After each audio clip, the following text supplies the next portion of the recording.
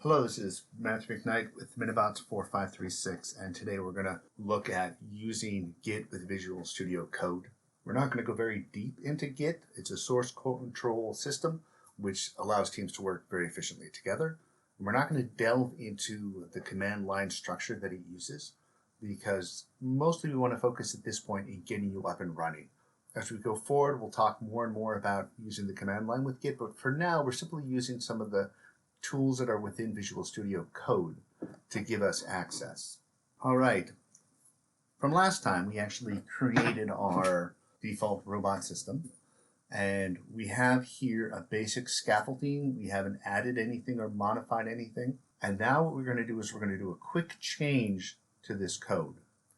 So if you look up where it says package, you'll see it says at the top right screen section, it says package frc.robot.subsystems. So we're going to actually rename this package. Instead of being FRC Robot Subsystems, we're going to change it to FRC MAT M, and I'm going to hit enter. And what that will begin to do is it'll go through and update, hopefully, all these files so that they share the same package. One of the tricks to being a good programmer, to write maintainable, easily debuggable code, is to use packages. Packages are a system by which related code is packaged together. So if there's something that needs to be changed, or if there's something that needs to be debugged, you can do it in the small package rather than in the massive project that you are working in. It also enables you to share code. Reusable code is a big thing. You want to never duplicate if you can avoid it. And so if you create a package, you can share that package or use that package at different times.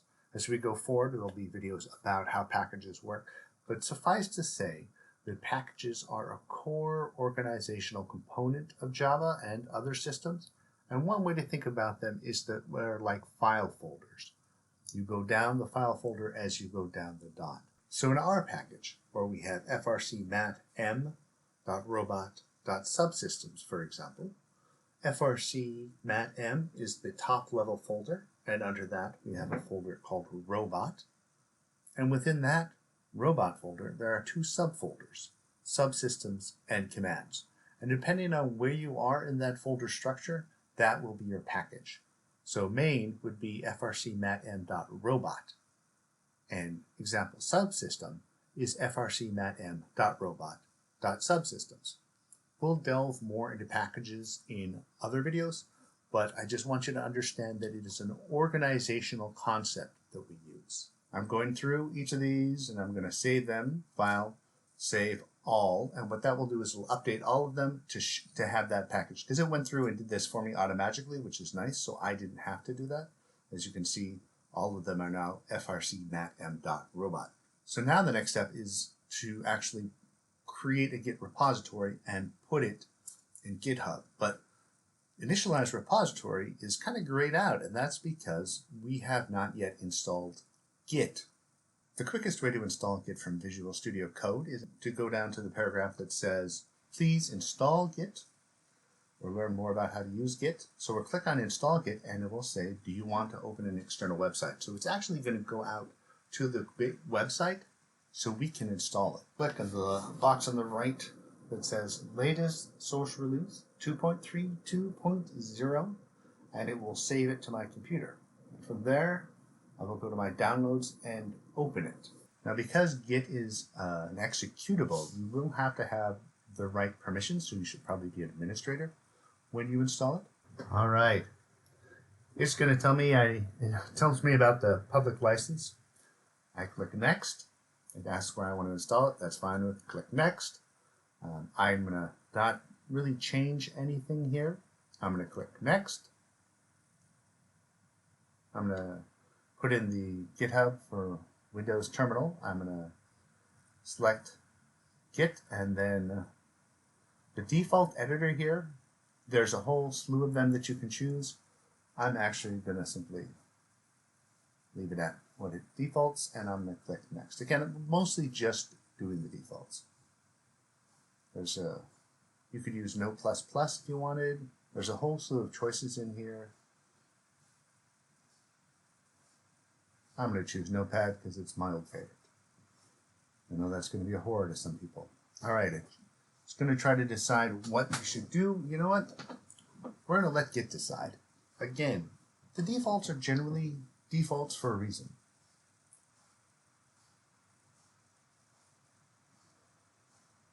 Next, use the OpenSSL library, that's fine. Use Windows style, the min_tty, that's great. Everything's beautiful. Default, default, default. Default, we're going to use Git Credential Manager. And again, just keep clicking next and click install. It'll whip through this and we will pop out on the other side. All right, we are back. It's finishing up the install. Actually, it is pretty quick. And when that install is done, Git will be successfully installed.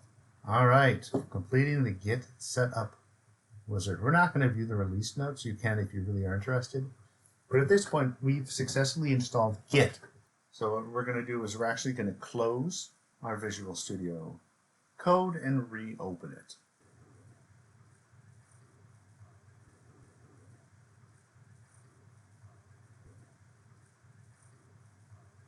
It is going to run the Git, as you can say, and we can do what we need.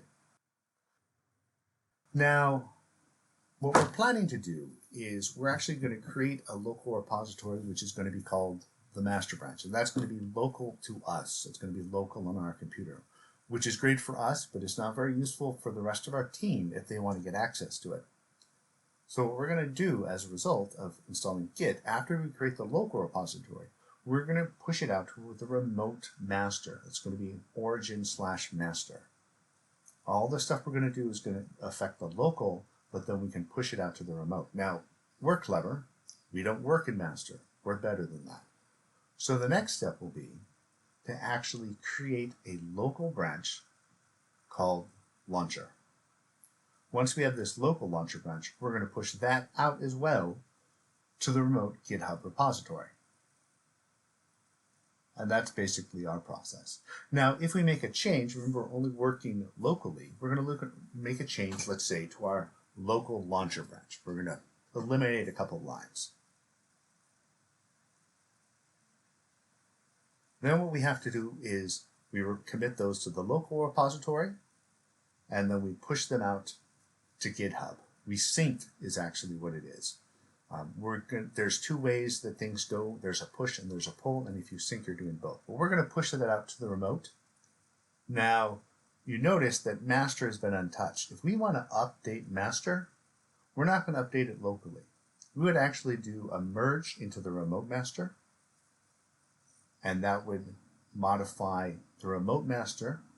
And then if we want our local master to reflect that, we will actually do a pull from remote master to our local branch. So remember, we are not touching master directly. We're only touching our local copy stuff. All right, so we're back in our code. We've installed GitHub. All right, so the first thing we want to do is we actually want to go into source control.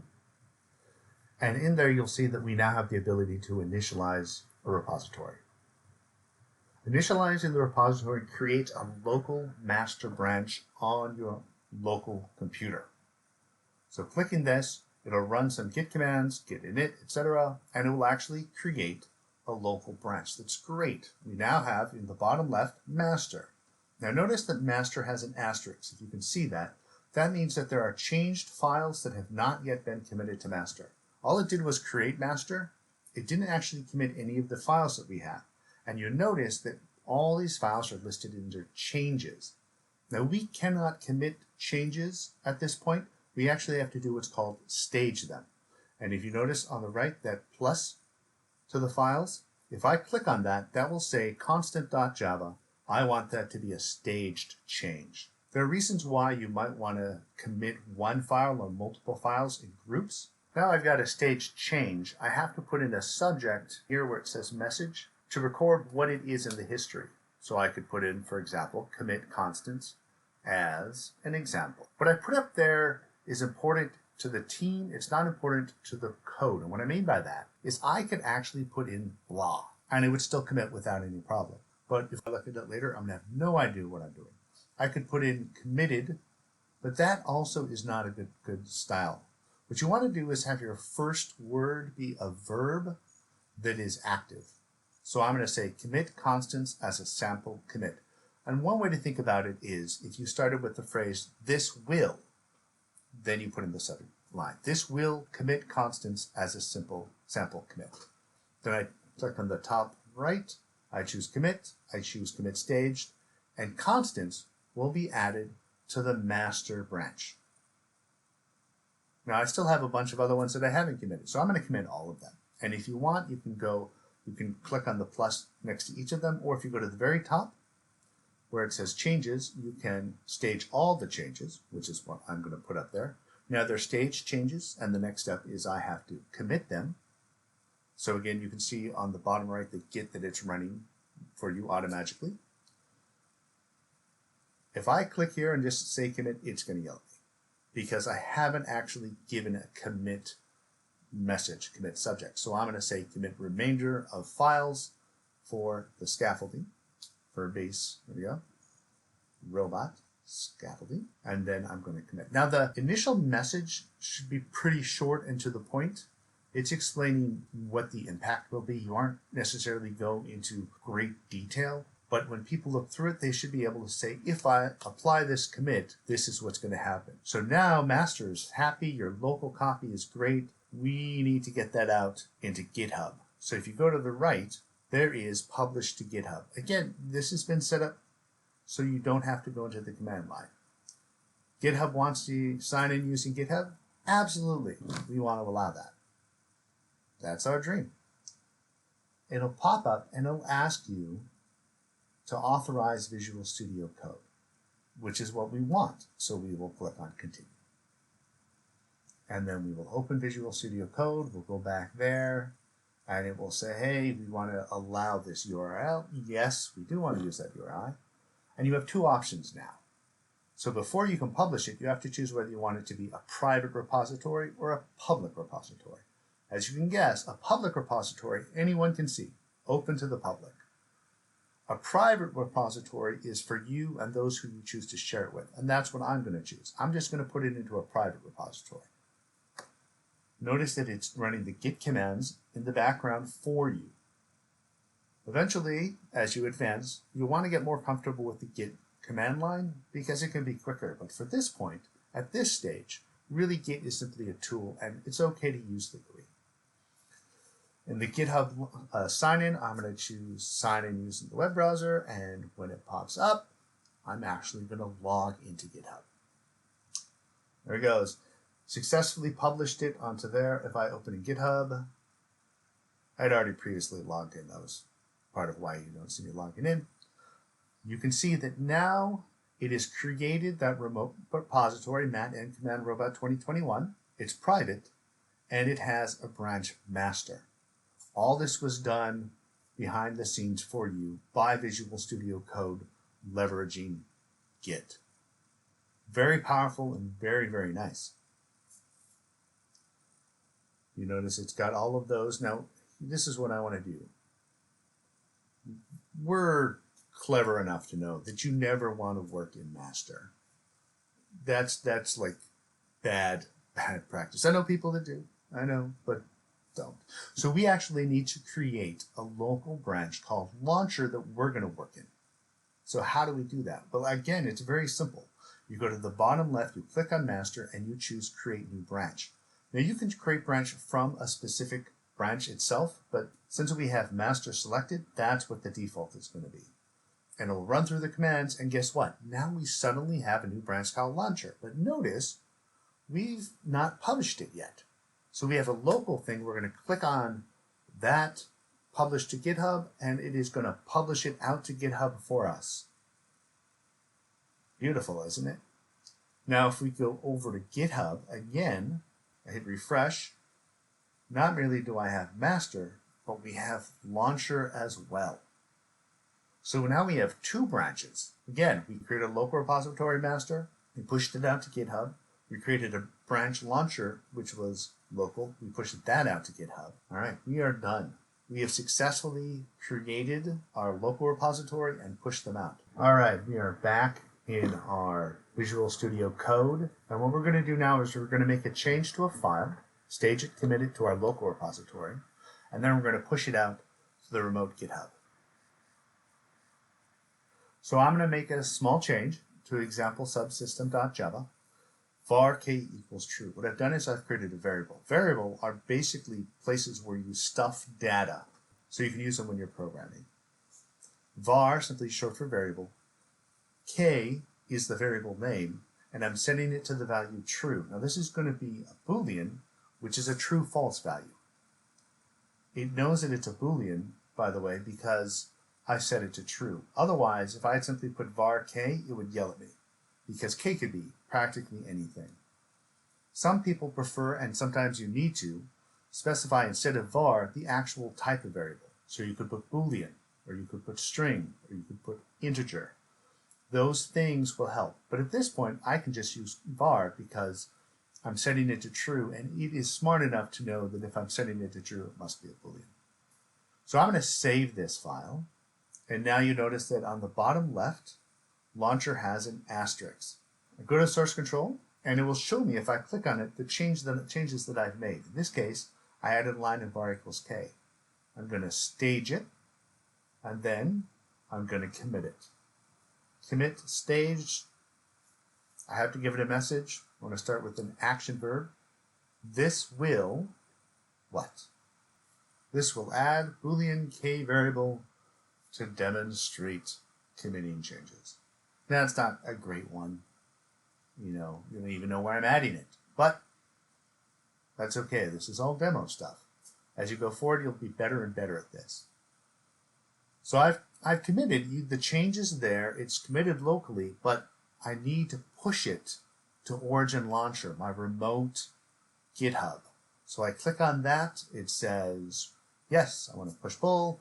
It's going to pull, see if there's any changes out in Launcher. In case somebody may have changed it up there, that's just making sure that that's working. And then it's going to push it out. So pulling is getting from the remote, and pushing is pushing to the remote. And when we go back to the remote GitHub, if I hit refresh, and I go in and look at the file, notice it's example. If I go into subsystems and example subsystem Java, you'll see the changes now there. I've successfully pushed it out to the remote. Now note that if I go to master, the change is not there. That's because master hasn't been updated. This is part of the beauty of the branches. I'm not messing with the production code. I'm messing with the development code. The only way to get master to be there would be to merge it in, which will be a whole different issue, which we will talk about later. But for now, you have successfully created your local repositories, both master and launcher, and you have pushed them out into the remote GitHub. You've made a change locally and successfully pushed that out. And this is the fundamental structure of working there within Visual Studio. Next video, we'll be talking with our customer, the build team, to find out what they want the launcher to function as, so we can begin to start getting our hands dirty with the code.